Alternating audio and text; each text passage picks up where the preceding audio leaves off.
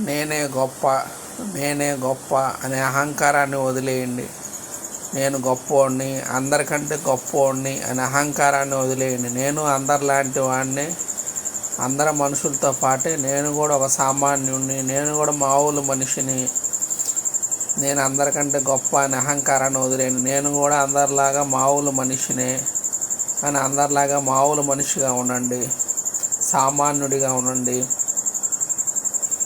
నేను గొప్ప అనే అహంకారాన్ని వదిలేయండి. అప్పుడే మనకి ఆత్మ సాక్షాత్కారం, మోక్షం కలుగుతాయి. అవన్నీ వదిలేసాను కాబట్టి 12 ఏళ్ల క్రితం నాకు ఆత్మజ్ఞానం కలిగింది. అహంకారాన్ని పూర్తిగా వదిలేసాను కాబట్టి ఇంజనీరింగ్ చదువుకొని అందరితో మామూలుగా తిరుగుతా ఉన్నాను, అందరితో సామాన్యుడిగా తిరిగాను.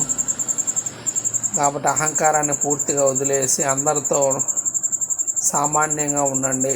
శ్రీ ఆంజనేయం ప్రసన్నాంజనేయం.